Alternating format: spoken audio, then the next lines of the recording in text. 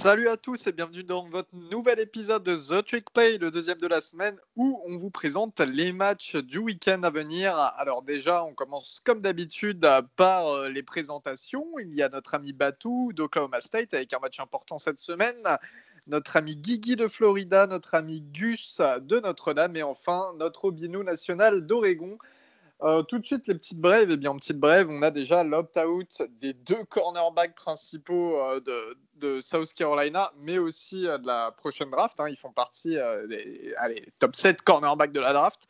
C'est Israel Mukwamu et Jesse Horns qui ont décidé d'arrêter là pour la saison. Voilà, après notamment que le coach de South Carolina, Will Muschamp, ait été viré. Et oui, l'ancien coach de Florida a été viré du côté de South Carolina et il touche plus de 15 millions de dollars d'indemnité pour avoir été licencié. Voilà, donc le meilleur métier au monde, c'est ce qu'on disait en off.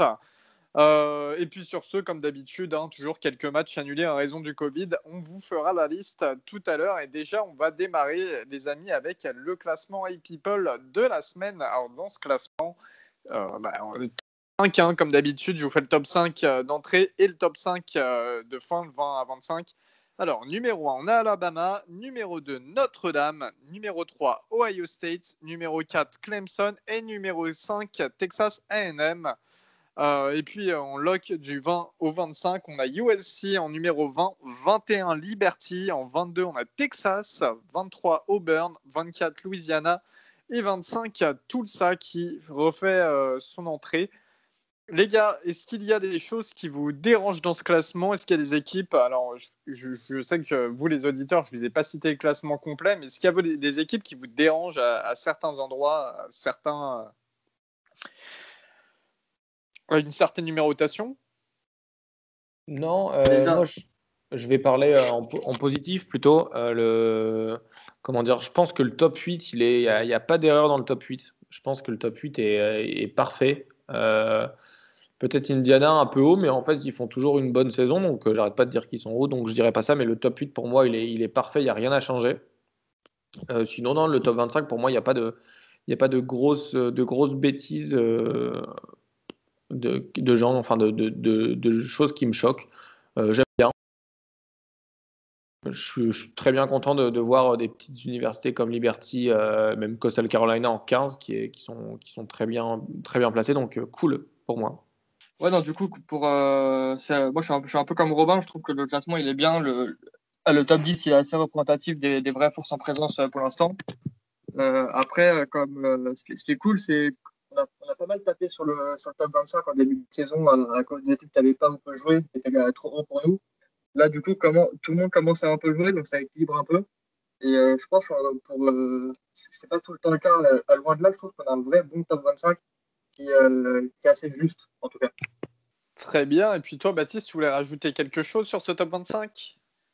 Non, c'est que je trouve bien et il fait la part belle aux équipes du groupe A5 et ça c'est quand même cool. Cincinnati bien placé.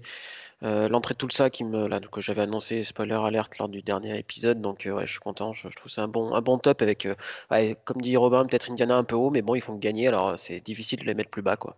Eh bien, très bien. Rien d'autre à trop en dire sur ce classement, si ce n'est que Georgia, avec un bilan de 4-2 en 13e position, pourquoi ils sont plus hauts que certaines autres équipes? Je sais pas. Ils ont perdu leur match face aux deux plus grosses équipes de SEC et gagné la plupart face à des équipes moyennes. Bon, c'est pas.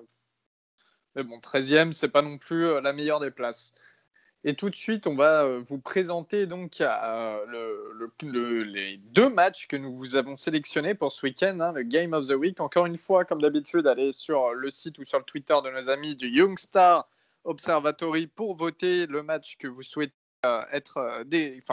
que vous souhaitez qu'ils décryptent pour vous. Ils vous ont fait une petite liste de matchs et puis un petit sondage. Donc vous votez sur le match que vous souhaitez euh, être décortiqué. Voilà. Tout de suite, en match de la semaine, eh bien déjà, on vous a sélectionné Oklahoma State. Baptiste. Enfin, Oklahoma State qui se déplace à Oklahoma. Plutôt, ça sera dans la nuit de samedi à Exactement. dimanche, 1h30 du matin. Ouais, c'est le match en prime time sur ABC, donc voilà, la plus grosse affiche de la nuit. Et probablement de la semaine, sans faire injure à Indiana, Ohio State ou Wisconsin, Northwestern. Je pense que c'est voilà, le duel où les deux équipes seront le plus compétitives. Alors c'est un duel qui est hyper important pour la Big 12. Alors parce que c'est une raison toute simple. Alors je l'avais déjà annoncé avec la défaite d'Oklahoma State contre Texas, mais en tout cas une deuxième défaite d'Oklahoma State, ça enterre définitivement la Big 12 pour la course au playoff. Là il reste un petit espoir qui est très faible, on est d'accord, mais il existe encore. Là je ne vois pas une équipe de la Big 12 avec 2 défaites se qualifier. Voilà, Oklahoma State a une seule défaite, c'est la seule équipe de la Big 12 à avoir une seule défaite. Si elle perd, terminé pour la Big 12 pour les college football playoffs. Donc voilà, donc c'est match de rivalité. On sait que c'est une rivalité très particulière, belle dame, parce que malgré le fait qu'on puisse penser que les deux facs sont très proches en termes de résultats, par exemple, Oklahoma State est quand même un nom assez important du college football, alors peut-être pas autant qu'Oklahoma, on est d'accord, mais en tout cas un nom important. La rivalité est complètement à l'avantage d'Oklahoma. Ils sont à 89 victoires pour 13 victoires, ou 89, 13, 93, je crois, de tête. Donc voilà, c'est une rivalité qui est vraiment qui va dans un seul sens, malgré les résultats récents d'Oklahoma State. La dernière victoire d'Oklahoma State remonte à 2014, à l'époque où un certain Tyreek Hill avait retourné un punt pour arracher la prolongation à Norman. Donc les 4 dernières années, ça a été une victoire d'Oklahoma. Donc on a eu des blowouts, on a eu des matchs très serrés. L'année dernière, voilà, ça a été un petit peu compliqué, mais voilà. Là, Oklahoma State arrive quand même avec pas mal d'arguments, notamment une grosse défense. Alors pas au sol, mais plutôt sur le backfield défensif. Le duo de corner Holmes-Rodarius Williams fonctionne très bien. Et cette année, les receveurs d'Oklahoma, on n'a pas de Didi Westbrook, pardon, on n'a pas d'Hollywood Brown, on a des noms, on n'a pas de CeeDee Lamb. Je pense qu'au niveau, voilà, les skill players, ils ont un peu baissé d'un niveau cette année à Oklahoma. Et je pense que le match-up, il est quand même plus favorable pour les Cowboys que pour les Sooners. Alors, ça ne veut pas dire que Oklahoma a quand même la capacité de nous sortir souvent des receveurs un peu derrière les fagots, et ça ne serait pas étonnant qu'il y en ait un qui sorte ce match-là. Mais en tout cas, je suis assez confiant au niveau de la secondary. Un peu moins sur le jeu au sol, parce que la ligne défensive a du mal. Sur le pass rush, il n'y a pas de souci, mais sur le run stop, c'est plus compliqué. Et même si, encore une fois, on est loin d'avoir des grands coureurs cette année du côté des Sooners. TJ Pleasure fait le boulot, mais voilà, c'est quand même un degré en dessous de ce qu'on avait connu. Je pense que l'attaque au sol va faire du mal à Oklahoma State.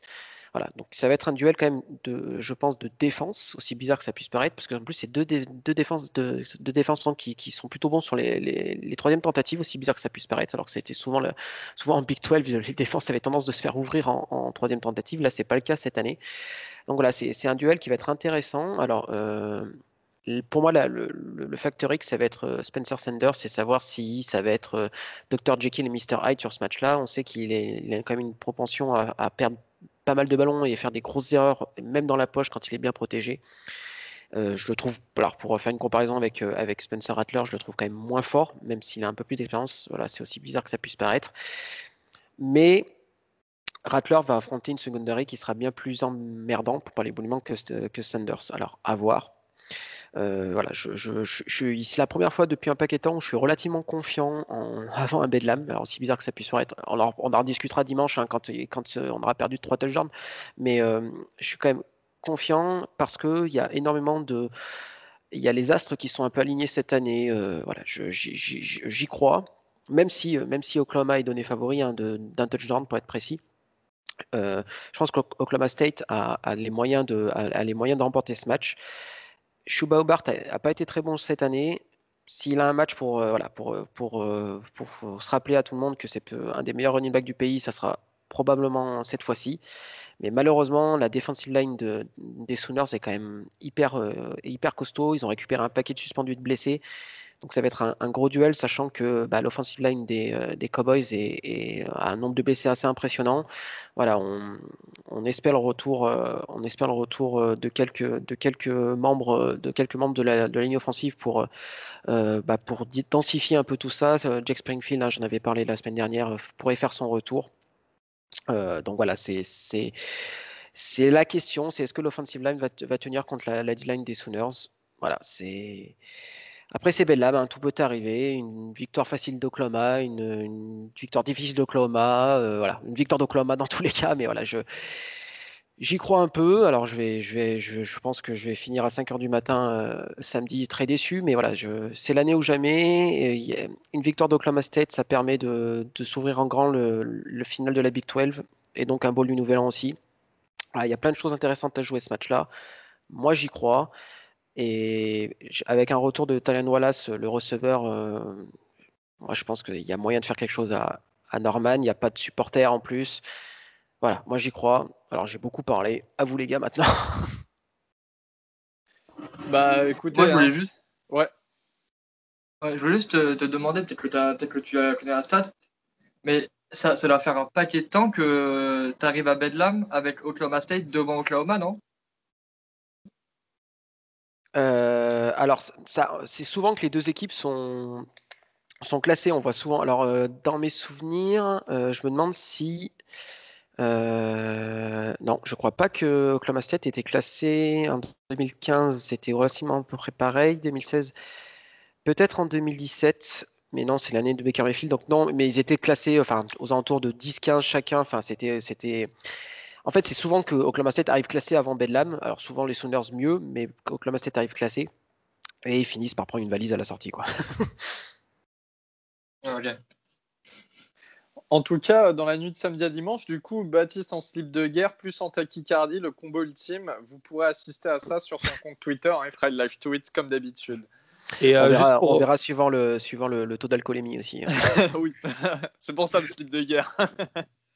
et juste pour parler un peu d'Oklahoma, parce que Oklahoma, l'année dernière, le gros problème qu'ils avaient, c'est qu'ils faisaient pas de turnover.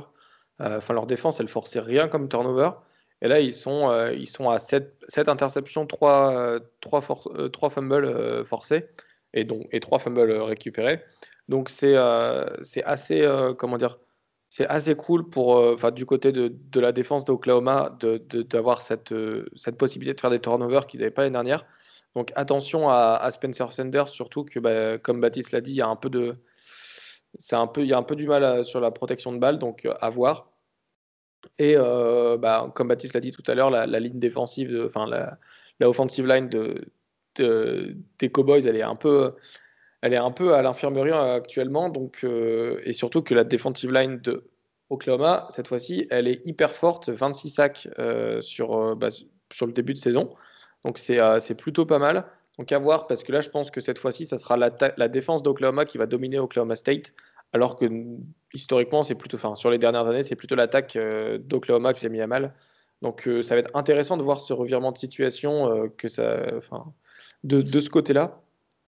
Et non, moi honnêtement, je vois une victoire de. Je sais pas, Baptiste, au niveau des turnovers, vous êtes plutôt fort ou pas? Non, non, c'est pour ça que ça me fait peur, c'est que je pense que ça va jouer ça va pas mal de matchs de college football se jouent sur les turnovers et bah, par exemple le match de Texas, il y a 3 contre 0, enfin on perd le match là-dessus, donc si on refait une performance comme ça contre les Sooners, ça sera la même chose. Non, c'était une qualité qu'avait l'équipe les années précédentes, bon, pas forcément en 2019, mais sur les années Mason Rudolph, on va dire, de créer beaucoup de pertes de balles de l'équipe adverse, d'avoir une défense qui prend beaucoup de yards mais qui crée des turnovers. Là, on prend moins de yards, mais on crée moins de turnovers et on a pas mal de turnovers en attaque. Voilà, c'est comme tu dis, moi, c'est ces trucs-là, c'est cette défense d'Oklahoma qui crée des turnovers et voilà, Spencer Sanders ça fait des erreurs encore, voilà, qui sont grossières à ce niveau-là et j'ai peur que il nous en coûte une sur la fin de match. Vous voyez le fumble débile, il voit pas le mec arriver dans son dos, il se fait ça, qui perd la balle et voilà, enfin, le genre de truc très très con et qui te retourne un match quoi. Et j'ai peur que ça puisse se jouer sur un détail comme ça quoi. Et Ça- au-delà des considérations, on va dire, techniques et sportives, faut surtout parler aussi psychologie, quoi. C'est le match de l'année pour Oklahoma State et on sait très bien que, enfin, moi je parle un peu en connaissance de cause avec Notre-Dame Clemson, mais quand tu t'avances pour jouer ton match de l'année, euh, en général et dans la plupart des cas, tu arrives à te démultiplier, tu arrives à faire des choses grandes et faut espérer que bah, Oklahoma State ait ce momentum-là. Alors, je suis d'accord avec toi, mais c'est un peu ce qui est reproché à McGundy, c'est qu'il n'arrive pas à préparer ses équipes pour Bedlam, qui est souvent quand même le match de l'année pour Oklahoma State, rivalité ou non, hein, je veux dire, c'est comme ça. Il est à seulement 2 victoires pour 13 défaites contre les Sooners. c'est quand même terrible de se dire ça, alors qu'on a l'impression que McGuinty est un bon coach, mais contre les Sooners, ça ne passe pas. Et c'est beaucoup de réclamer sa tête il y a quelques temps à cause des résultats contre les Sooners. Et cette année, je pense que ça sera peut-être la fois de trop. Alors, je dis pas qu'on va virer Gundy, hein, c'est pas ça la question, mais je pense que ça serait peut-être la défaite de trop contre une équipe d'Oklahoma qui est quand même moins forte les années précédentes et une équipe d'Oklahoma State qui semble meilleure que celle des années précédentes. Voilà. Gundy est quand même pas mal critiqué sur sa gestion de Bedlam. Donc voilà. J'espère qu'il me fera mentir cette fois-ci, quoi. Et juste vite fait pour finir, juste donner mon petit pronostic en tant que meilleur pronostiqueur du podcast. Je pense que ça va être l'équipe de Spencer qui va gagner. Merci Bertrand Latour. Et du côté de Spencer, il y aura toujours 3 interceptions. On ne dit pas lequel, mais il y aura quand même 3 interceptions du côté de Spencer. J'ai envie de te dire, là, j'ai les stats. Il y a un Spencer qui a que 3 inters sur l'année et l'autre qui en a 6 sur l'année. Donc en soi, il a Oklahoma State. Et un autre 6 sur un match. Enfin, bon, celui qui a que 3 interceptions, il a que 5 TD aussi. Hein, donc le ratio est quand même pas terrible. Mais voilà, je pense un gros match de Spencer. Et Spencer qui risque de galérer un petit peu. Et Baptiste, si ça peut te rassurer, c'est quand même l'année où nos équipes font des miracles. Hein. Notre-Dame qui bat Clemson, Guigui et Florida qui bat Georgia, Maryland qui bat Penn State. Là, c'est ton tour. T'inquiète, t'es le suivant. Bon, merci. Et, vu que Oklahoma State va gagner, on va tous plus ou moins réussir à remporter nos rivalités. Et on aura le mauvais élève de la classe qui va réussir à faire contre Mississippi State le plus tard dans la saison. Comme d'habitude, il n'est pas là, et d'ailleurs, tant mieux. Indiana, deuxième gros match de la semaine, les amis. Indiana qui se déplace du côté d'Ohio State. Ohio State, 3 victoires, 0 défaites. Ils n'ont pas pu jouer le week-end dernier parce qu'ils devaient affronter Maryland. On avait des cas de Covid chez nous du côté de Maryland, donc le match a été annulé. Indiana qui est sur 4 victoires, 0 défaites, avec notamment des victoires assez références face à Penn State et Michigan. Est-ce qu'Indiana peut encore bouger un gros, à votre avis ? Je vais juste donner ma réponse d'avance. Non. Voilà. Et ça, bouger un gros, mais pas ce gros-là, quoi. Ouais, voilà. Vous écoutez le podcast pour ces analyses-là, et ça fait plaisir. Non, mais pour y aller un peu plus profondément, Ohio State, c'est un peu c'est un peu le système de bye week en NFL. Hein. Ils ont une semaine en moins, un match en moins dans les pattes. Ils ont toujours une attaque incroyable. Justin Fields, il a beau être quarterback à Ohio State et terminer mauvais joueur en NFL. Voilà, bref, c'est compris. Ça sera, je pense que l'attaque d'Ohio State sera beaucoup trop forte pour la défense d'Indiana. Après, encore une fois, la défense d'Ohio State n'est pas la meilleure qu'on ait connue sur ces dernières saisons.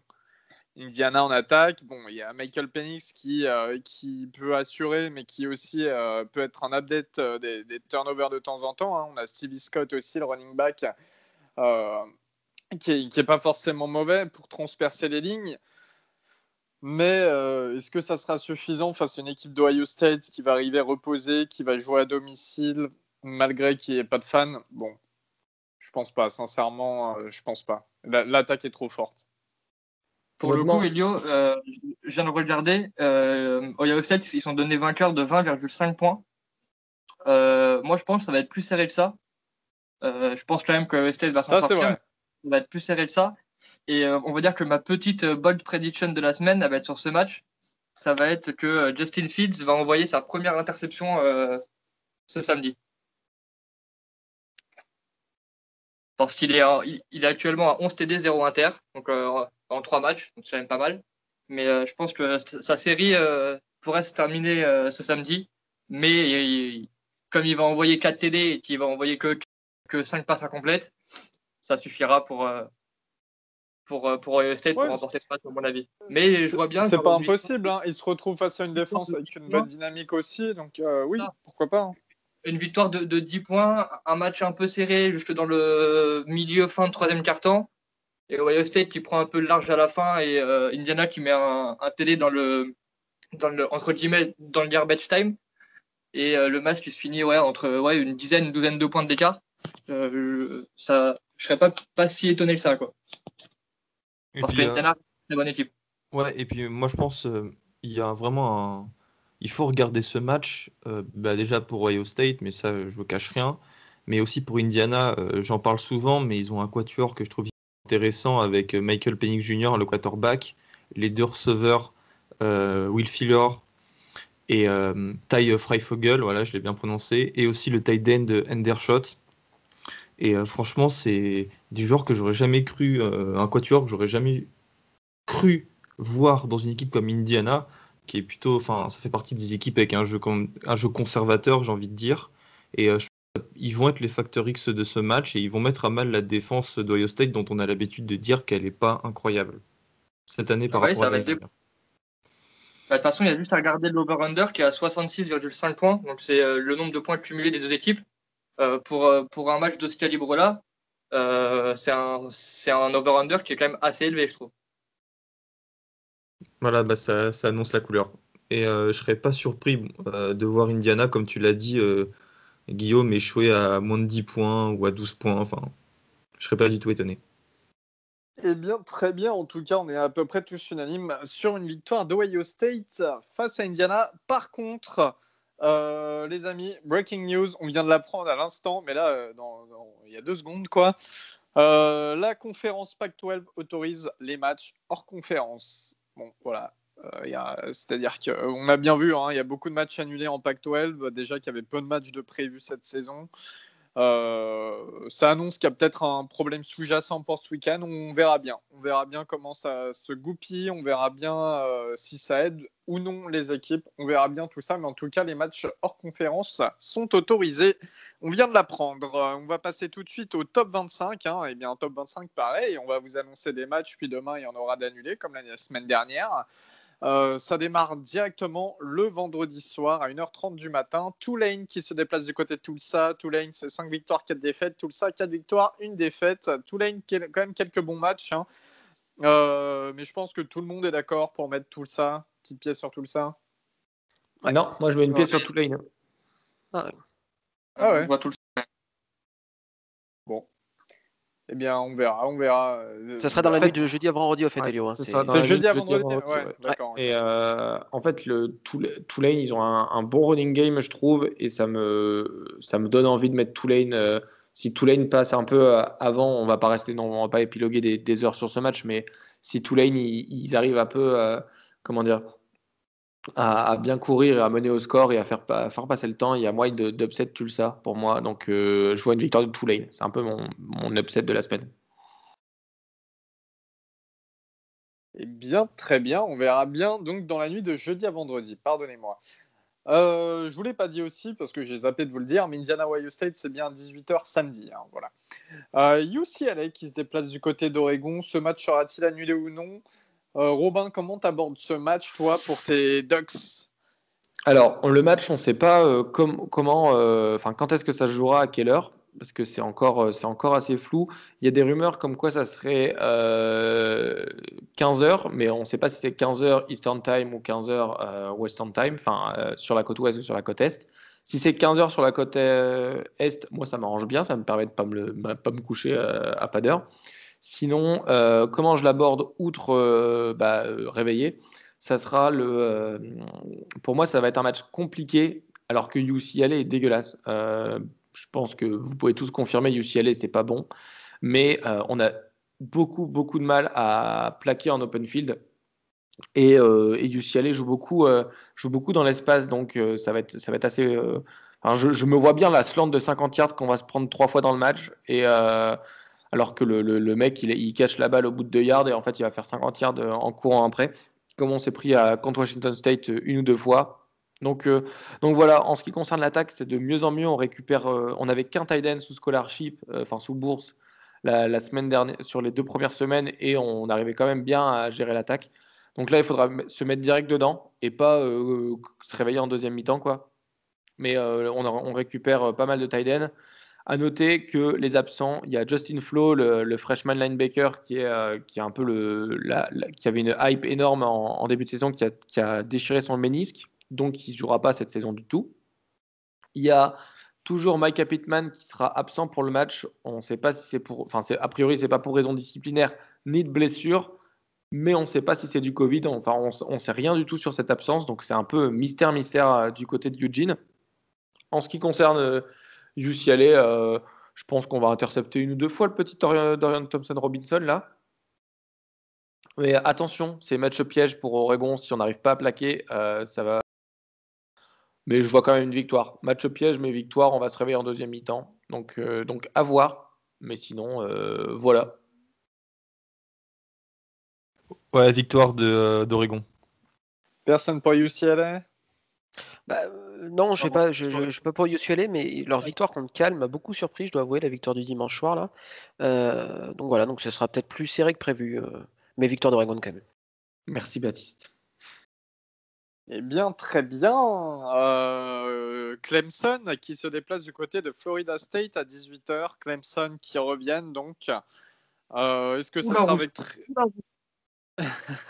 Est-ce que ce sera avec Trevor Lawrence ou non? On ne sait toujours pas.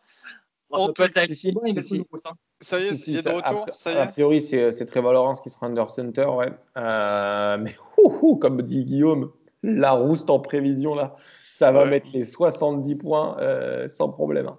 Ah, ça va refaire le punter en QB, moi je vous le dis. Hein. C'est quand même incroyable. Il y a 50 ça aurait été un super match à voir. Là, on s'attend d'avance. On n'est même pas hypé pour regarder un Clemson Florida State. Quoi. Incroyable. Incroyable le college football comme ça évolue. 18h Mais je toujours. viens de voir, les Florida State est à 2-6 en fait. J'avais même pas fait attention. Non mais c'est un truc de fou quand même. Enfin, parce qu'on dit les années tagardes, mais là c'est pas mal quand même. 2-6 vu la tronche de l'ACC. Ouais, bref. Norvell Next. doit coûter cher. Norvell doit coûter cher. Florida qui se déplace du côté de Vanderbilt à 18h aussi. Vanderbilt 0 victoire, 6 défaites. Florida 5 victoires, 1 défaite. Guillaume, est-ce que tu avais les chocottes? Non. Voilà. Kyle Trask va-t-il en touchdown lors de ce match? Bah, je pense que oui, honnêtement. Après, en tout cas, ça me ferait vraiment chier que ça s'arrête contre Vanderbilt, tu vois. Mais non, enfin, je pense que toutes les personnes qui disaient que toute notre offense était basée sur le fait qu'on avait Kyle Pitts et que même quand il ne touchait pas la balle, comme il a tiré au moins 2 défenseurs sur lui, ça ouvrait de la place pour les autres. Je pense qu'ils ont compris la semaine dernière, enfin samedi dernier, que c'était pas le cas, que on est très très deep en termes de skills player. On l'a vu encore avec des nouveaux joueurs qui prennent des télés pour la première fois, comme le redshirt freshman Keon Zipperer en tight end, ou même le petit frère de Sylvia Anderson, Xavier en receveur. Donc non, je pense que ça fera pas trop de problèmes là-dessus. Après, on va voir. Je pense que si le match se passe bien, on risque aussi de vite faire jouer les deuxième, troisième teams, un peu comme contre Arkansas. Parce que d'ailleurs, j'avais pas prévu parce qu'Arkansas, c'est quand même une très bonne défense, une des meilleures de la SEC cette année. Donc, contre la défense de Vanderbilt, ça ne devrait pas poser de problème. Mais voilà, donc continuer à bien à garder le momentum offensif qu'on a. Continuer à bien travailler en défense, parce que même si ça va un peu mieux, ça serait bien de maintenant. Au début de saison, on se prenait des longs drives de 15 plays. Là, maintenant, on se prend que des big plays de 80 yards, mais on se prend plus de long drive. Donc, maintenant, ça serait bien de limiter les big plays aussi, pour arriver avec un match de confiance à terme face à LSU, même s'ils ne sont pas dans une grande saison, et éventuellement, vu comment c'est parti, pour le championship game contre Alabama. Mais enfin, je vois une victoire assez tranquille, quoi. Très bien, et je pense que c'est le cas de tout le monde. On ne se fait pas de soucis pour vous, les Gators. 18h toujours, match assez intéressant en Sunbelt, Appalachian State qui se déplace du côté de Coastal Carolina. 6 victoires, 1 défaite pour Appalachian State, tandis que Coastal Carolina, 7 victoires pour 0 défaite. Les amis, c'est quand même un bon match-up. Hein. C'est ça. Bah écoute, moi, c'est un match-up que je vais regarder. C'est à 18h, donc c'est assez décent. Et c'est deux équipes qui sont plutôt cool à voir jouer. Appalachian State, historiquement, en Sunbelt, ils sont toujours un peu classés dans le top 25 et ils gagnent pas mal de fois la Sunbelt. Donc ça va être un gros match. Et Coastal Carolina, bah, cette équipe, elle est toujours très belle. Donc voilà, menée par un petit Grayson McCall, là, ça va être pas mal. À Avec noter les que- freshmen en plus. Ouais, c'est ça. C'est un freshman. c'est ça. Carolina, Et ça peut être pas mal pour On est d'accord. Et à Appalachian State, ils ont un bon running game. Donc ça va être intéressant de voir un peu comment ça se passe des deux côtés. Voilà, moi c'est un match que j'attends, que je vais regarder. On pourra faire le débrief la semaine prochaine. Victoire de Coastal Carolina d'un field goal à la fin. Alors là, j'avoue que Moi, je donne ma langue au chat. À 20h, on se retrouve avec un Central Arkansas face à Louisiana. Louisiana, 7 victoires, 1 défaite. Central Arkansas, 5 victoires, 4 défaites. Ça se passe du côté de Lafayette, en Louisiane. Pas de souci normalement pour Louisiana, pour rencontrer les Gus du milieu de l'Arkansas. Yes, surtout contre une équipe FCS, quoi. Donc non, ça devrait passer sans problème. Ouais. À noter que Louisiana, les Raging Cajuns, ils ont maintenant un compte Twitter qui vient de se créer là il y a À l'instant. Ah ouais quelques minutes. Donc allez le suivre, ça fait plaisir. Je pense qu'il y a un petit fan cette année qui s'est dit vas-y, ça part, on va se lancer dans l'aventure. Donc n'hésitez pas déjà à créer un compte. Il manque plein de belles facs comme BYU, il manque du Ohio State, etc. Donc il manque aussi du Florida. Il manque du Florida parce que il manque du Florida parce que le mec de Florida il parle que de Kyle Trask et de Philippe Franks. Donc je pense que virez-le. c'est un compte fan, donc n'hésitez pas. Pas Kyle Trask. Non, mais en tout cas, c'est cool d'avoir un compte et aller le follow. Je pense que ça va faire du bon contenu. On verra ce que ça donne, mais au moins vous pourrez suivre les news de l'université de Louisiana. On vous refera bientôt une liste de tous les comptes français qui existent déjà et que vous pouvez suivre. Hein. On le fera avec le Twitter The Trick Play. Et ouais. Pour tous les fans des Saints particulièrement, allez voir quand même la meilleure fac de Louisiane jouer contre ça. exact.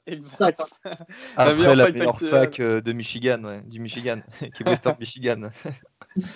En tout cas, Louisiana qui risque de s'imposer. Et je fais au passage des bisous à Lisa, qui est une bonne pote à moi et qui vient d'obtenir son diplôme à Louisiana. C'est une Raging Cajun. Voilà, congratulations Lisa.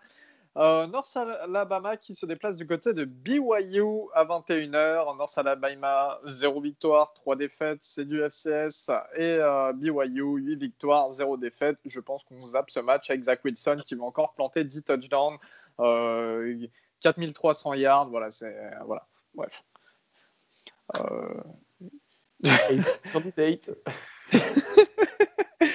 21h30 Cincinnati qui se déplace du côté de UCF. Bon match ça les gars, 7 victoires, 0 défaite pour Cincinnati, 5 victoires, 2 défaites pour UCF. Est-ce que Dylan Gabriel peut un peu embêter Cincinnati de Desmond Ridder? Absolutely fucking no. C'est victoire de Cincinnati qui veut encore mettre un statement game pour moi. Il faut qu'il T'avais bien teasé au début de ta phrase, hein. T'avais bien teasé quand même. Il faut qu'il pousse, il faut absolument qu'il pousse pour aller en playoff et donc qu'il mette un score de basket. Il faut que ce soit Maryland de l'année dernière en face. En tout cas, moi j'ai quand même bien hâte de voir la défense de Cincinnati qui est correcte et l'attaque de UCF qui est impressionnante, qui va remporter ce match-up parce que c'est.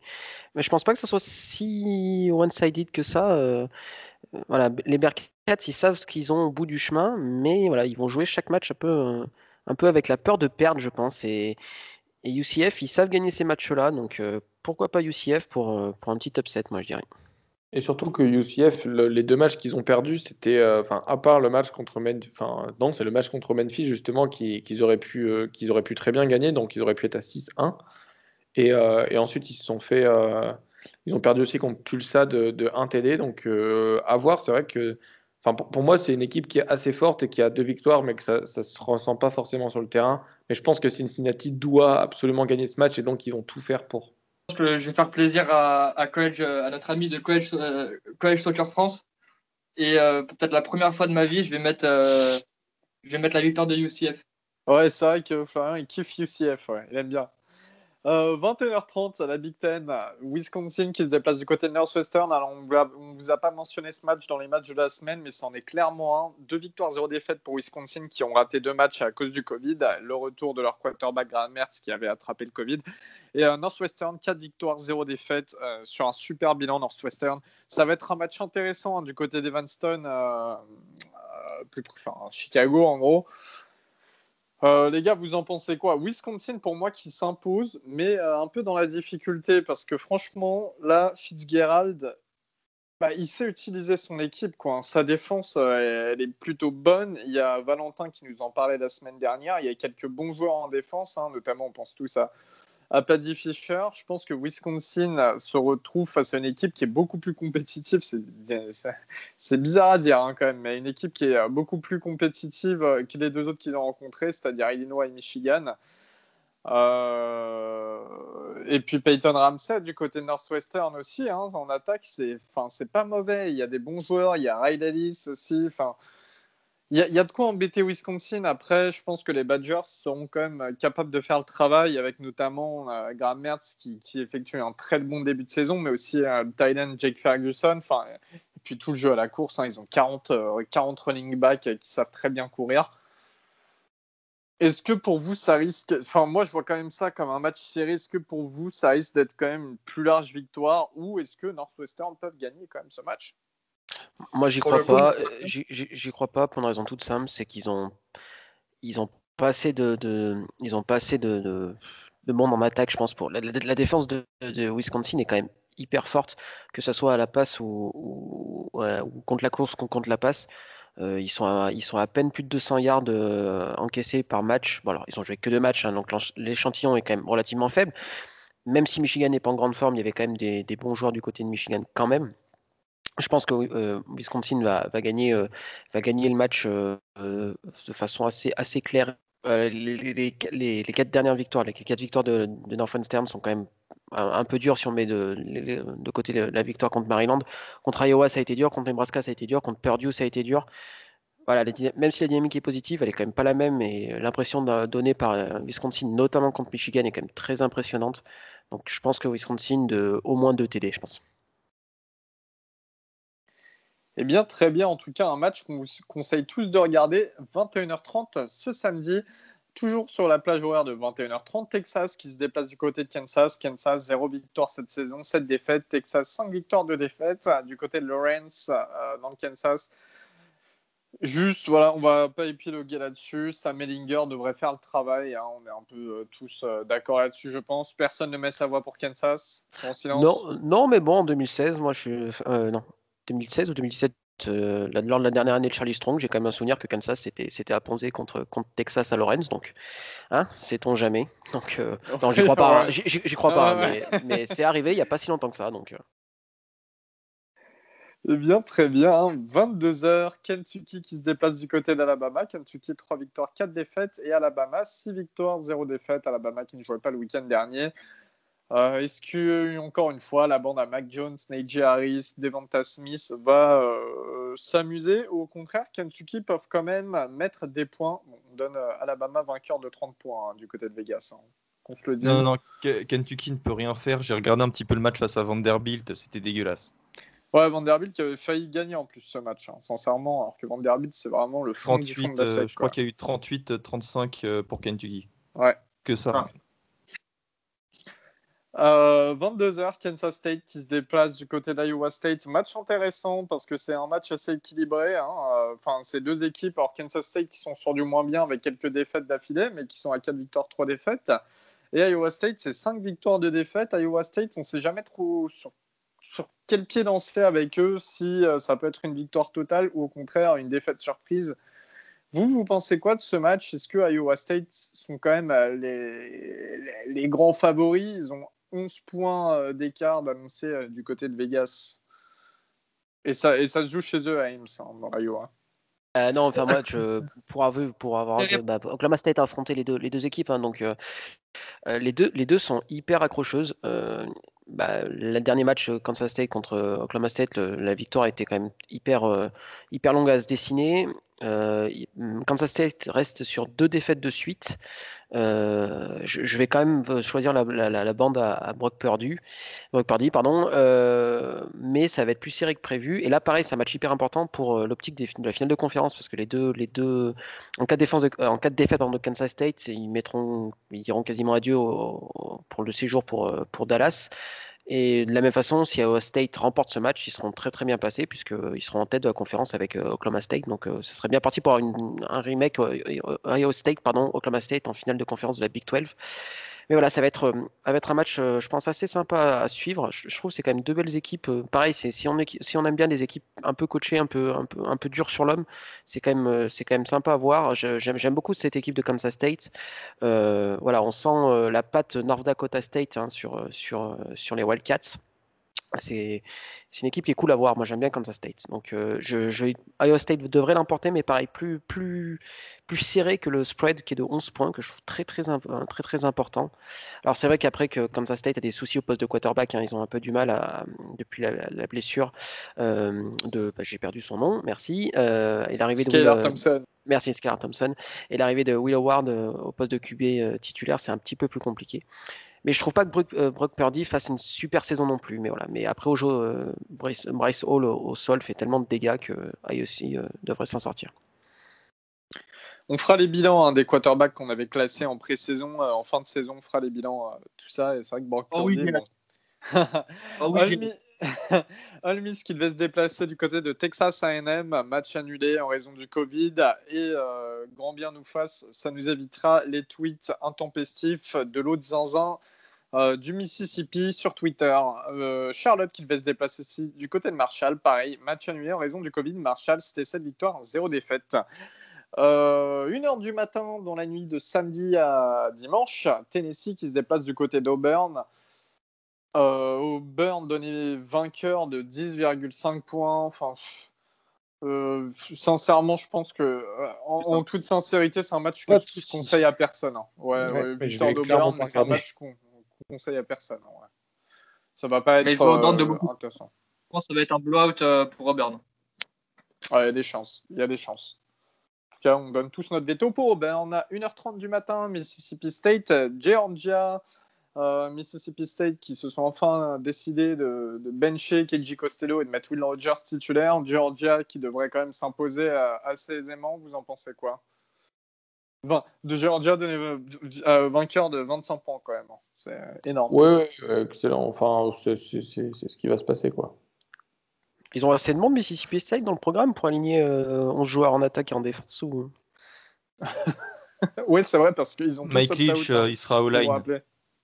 Non, mais c'est vrai, pour vous rappeler, les auditeurs, il y a beaucoup d'opt-out en cours de saison du côté de Mississippi State. Alors, est-ce que c'est un problème avec le coach aussi, notamment? On ne sait pas trop. Et il y a notamment le running back star, Kylie Neal, qui a décidé d'opt-out. Oui, Guigui? Ouais, juste, je viens de voir une info. Il y a des chances que pour Georgia, au poste de QB, on voit le premier match d'un nouveau QB. JT Daniels, il existe encore? Non. Apparemment, c'est Kirby Smart qui va mettre le casque et qui va jouer QB. Il n'en peut plus de ces 3 tanches là. Donc, c'est lui qui va passer QB. JT Daniels, il sort avec la fille de Kirby Smart. C'est pas possible. Il y a un truc comme ça, c'est pas possible autrement. Je comprends rien sinon. Pour les auditeurs qui ne connaissent pas, c'était un quarterback très bien classé qui venait de USC, qui a transféré du côté de Georgia. Pour nous, qui devait être titulaire indiscutable. Il y avait une grosse blessure la saison dernière. En début de saison, ça disait qu'il n'était pas titulaire parce qu'il se remettait un peu de sa blessure, ou en tout cas, il avait quelques problèmes physiques. Là, ça fait plusieurs matchs qu'on voit sur la sideline habillé pour jouer et qui ne joue pas. Alors que le quarterback titulaire, Stetson Bennett... Elio, tu es d'accord avec moi de dire que c'est le Léo Dubois ou le Moussa Sissoko de Georgia?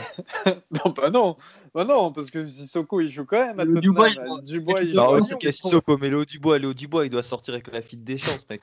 Ah oui, bah ça, ouais. Et en plus, il est lyonnais. Ouais. Calme-toi, Gus, calme-toi.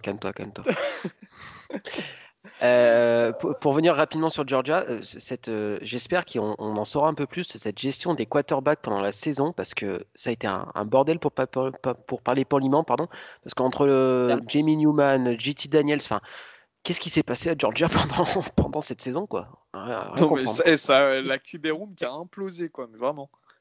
Ouais, Guigui.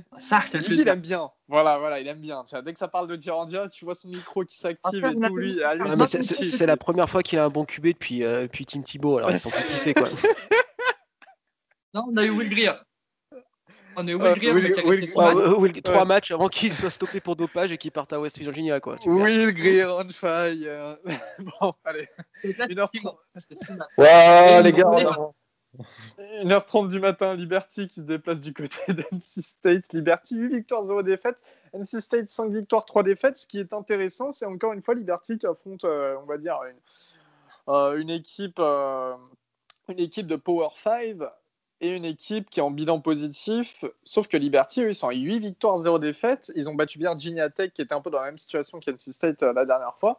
Est-ce que Liberty peuvent de nouveau gagner à l'extérieur, du côté de Raleigh? compliqué à dire. Je pense que C'est Virginia ça, ouais. Tech sont, comment dire, ils étaient c'est un peu l'équivalent de, ça va être le rematch. Enfin, pour moi, Virginia Tech et NC State, c'est un peu le même, la même acabit, je dirais, un peu, peut-être un petit avantage pour NC State.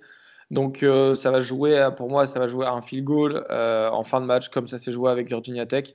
Mais je mets quand même dommage la victoire de NC State parce que Liberty. Mais par contre, à noter que si Liberty gagne, battre deux équipes de ACC pour le top 25, ça devrait jouer, je pense, quand même. Ils vont avoir autant de victoires de SEC que Florida State, c'est incroyable. Incroyable, Ah non, incroyable. oh non, Guigui. Et Mais pour les... du coup, moi, je mets Liberty. Moi, je mets ma pièce sur Liberty. Ah, c'est compliqué à dire. Moi, je me prononce pas. Vegas qui donne NC State vainqueur de 3,5 points, donc vraiment compliqué à dire. 4h30 du matin, dernier match du top 25, USC qui se déplace du côté de Utah. Et oui, en Pac-12, Utah qui n'ont toujours pas joué un seul match depuis le début de la saison en raison du Covid. Utah qui ont perdu énormément de joueurs, notamment à la draft, et puis même leur quarterback titulaire dont j'ai oublié le nom, mais c'est pas grave, Tyler Huntley. USC, 2 victoires, 0 défaite, mais 2 victoires dans la douleur quand même. Sincèrement, je suis pas du tout, personnellement, je suis pas du tout hypé par ce match. Alors, rester déjà levé jusqu'à 4h30 du matin, puis pour voir un USC qui est vraiment lent, un Utah... chacun ses envies. Hein.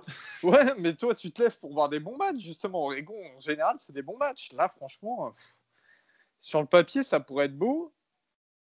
Sur le papier, ça pourrait être beau, mais là, je sais pas, les gars, il y en a un qui serait, enfin, on sait qu'on va pas le faire, on va être honnête, mais est-ce qu'il y en a un qui aurait pu être motivé par ce match, et ce match était plus tôt dans la soirée? Nine. Elio, t'as pas vu Moi, oui, pour le coup, parce qu'il y a quelques petits joueurs sympas du côté de. Non, mais toi, tu vas arrêter de couper Robin, toi. Vas-y, Robin. T'as pas vu mon tweet? Moi, je regarde USC Utah à 4h du matin.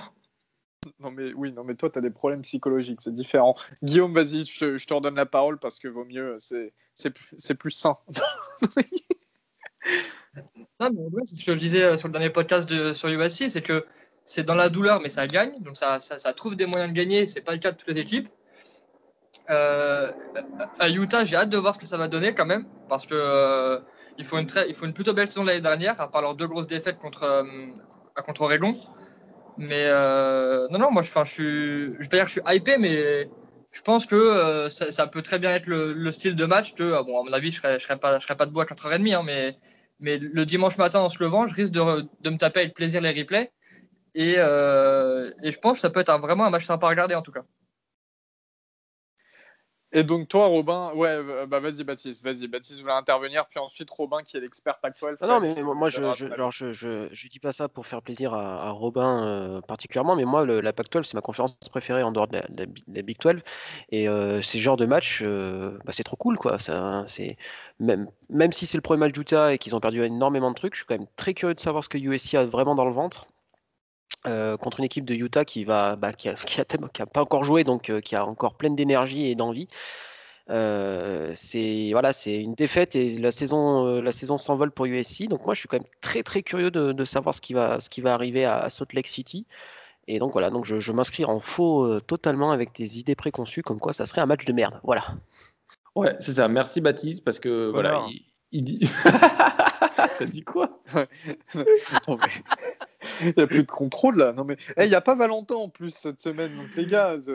Non, mais le remplacez c'est pas. vrai, sinon. c'est vrai. On en profite. Ton introduction, elle était pas énorme, Elio. Enfin, franchement, fais mieux. La Pac-12, c'est pas la ACC, tu vois. Enfin, genre, on n'est pas. C'est intéressant. J'ai jamais parlé de intéressant. Pac-12, vous me C'est rendez intéressant. fou. C'est J'ai jamais intéressant parlé à de avoir- Pac-12. C'est J'ai parlé du intéressant à avoir USC. joué. Ok, alors, vous savez quoi, les auditeurs, réécoutez tous ce dernier épisode, le dernier, parce que USC, tout le monde dit ouais, USC, c'est pas terrible en ce moment, on se fait chier, machin. Tout à l'heure, enfin, Utah, on sait très bien, ils ont pas joué, ils vont mettre du temps à se mettre dans ce match, ils ont perdu plein de gens à la draft, enfin. C'est pas à 4h30 du matin, il y a plus sexy. Mais j'ai jamais critiqué en dehors de ça la Pac-12. Ça là-dessus, Non, ne on changez rigole. pas mes mots. T'inquiète pas, Elio. Non, Non, c'est vrai que USC Utah, moi, ça va être intéressant, comme Baptiste dit, de voir un peu de quoi est fait USC, parce que ça gagne toujours à ric-rac, et là, on va voir si encore une troisième semaine d'affilée, ils vont être menés et ils vont passer avant. Mais sinon, enfin, voilà, autant regarder ce match si vous êtes réveillé. Et bien, très bien. Sur ces belles paroles, nous terminons le top 25. Et puis, pour très rapidement terminer cet épisode, nous allons vous donner les matchs restants, en tout cas dans le Power 5. Alors, pour ce qui est de la Big 12, on vous a tous cités. Voilà, on ne va pas revenir dessus. Il n'y a seulement que 3 matchs ce week-end. On vous les a cités, ils étaient dans le top 25. Du côté de la Pac-12 dont on parlait, eh bien, il y a donc ce UCLA Oregon qui n'a toujours pas d'heure. Voilà, c'est aussi simple que ça. California qui se déplace du côté des Beavers d'Oregon State. Arizona qui se déplace à Washington. Match intéressant. On a vu Arizona tenir tête à USC. Washington qui font quand même partie des gros prétendants de la Pac-12 comme chaque année. Washington State qui se déplace du côté de Stanford. Match intéressant aussi. Wazoo, pareil, qui pose quelques problèmes. Et puis Stanford, Davis Mills, moi j'aime bien. Je l'ai vu jouer face à Colorado. Je l'aime bien, l'ancien meilleur quarterback lycéen. Voilà. Du côté de Stanford.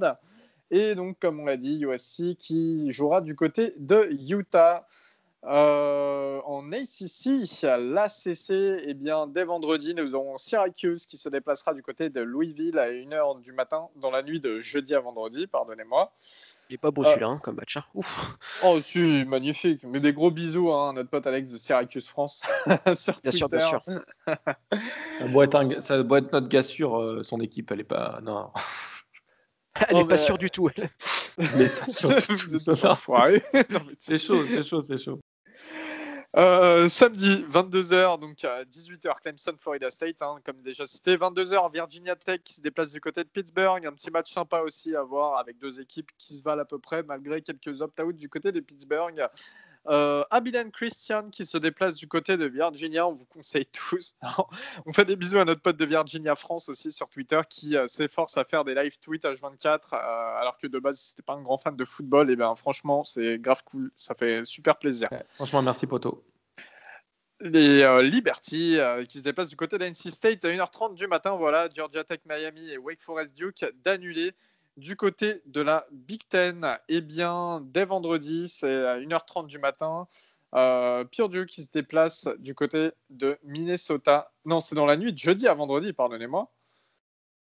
Purdue qui se déplace du côté de Minnesota. Voilà, les Boilermakers qui ont perdu face à Northwestern et Minnesota qui reste sur une série de 0 victoires, aussi simple que ça. On ne les attendait pas à ce point dans le caca, la bande de PJ Fleck.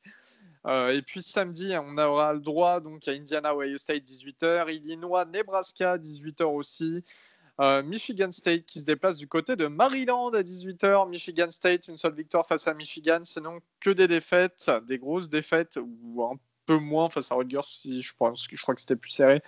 Et Maryland qui reviennent après des cas de Covid. Pour l'instant, on n'a pas d'affirmation que le match va se jouer, mais les équipes se préparent à le jouer. Voilà, c'est tout ce qu'on sait. Il y avait des cas de Covid du côté de Maryland. Le match face à Ohio State a été annulé. On ne savait pas qui exactement avait le Covid dans l'équipe ou dans le staff. Voilà. Et je ne pronostiquerai plus pas ce match, parce que j'ai remarqué que quand je pronostique pas, eh bien, on gagne. Donc voilà, je me tais. Wisconsin qui se déplace du côté de Northwestern, 21h30. Iowa qui se déplace à Penn State à 21h30. Match sympa, ça aussi. Penn State, qui vont enfin relever la tête. Après, toujours aucune victoire cette saison. Et Iowa qui reste sur une bonne série de victoires. Donc voilà, pourquoi pas regarder. Et Michigan qui se déplace du côté de Rutgers à 1h30 du matin. On a tous envie de voir ce match avec impatience. Et du côté de la SEC, on terminera là-dessus.